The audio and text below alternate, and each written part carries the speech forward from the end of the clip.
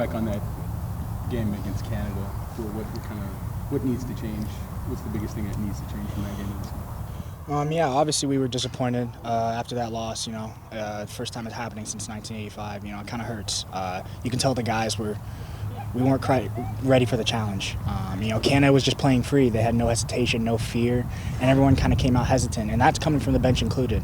It's a tough game, and it's time to respond. I think going through this pre-camp, with the MLS players, and then now the European players coming in, I think everyone's kind of got a sense that we have to respond now. This is real. This is football, and things like that happen, and these setbacks happen. But it's about how you respond to them that really shape your career and shape this team as a whole. So I think this team is ready to respond.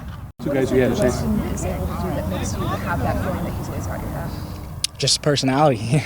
I don't think that anyone's lacking that. I think it's something that you kind of grow up with, you kind of learn, and I grew up with Weston, so I know him. I know him the best, but it's someone that always has your back, and you always, if you lose the ball, he's going to be the first one running to the ball.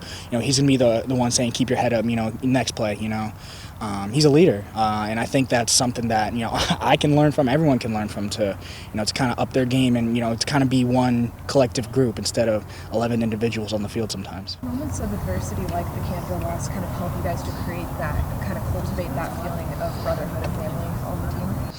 Yeah, definitely. I think not only that, but failure is the root of success. Everyone fails before they succeed. Otherwise, success would mean nothing. Like I said last time, Thomas Edison failed, 1,093 times before he finally discovered the light bulb. I think it's super important that we kind of let this hurt and we let it fuel us for this next game. It's what people call it is a revenge match, and that's football. But we're going to be ready to respond. Would you guys consider it a revenge match? I don't like to put that pressure, but in reality it is. We lost, and now it's time to step up and respond to the challenge that we were placed in. So we dug ourselves in this hole, but we can definitely get out of it. Two guys you played with in September but weren't here in October, Serginho and Alfredo. What do they bring to the table that can turn things around?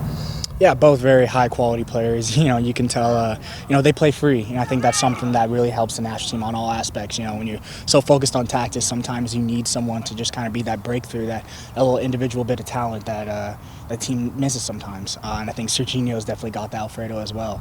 Both super talented players, and I have the utmost respect for them. What do you think when you heard the news on Serginho? I know you.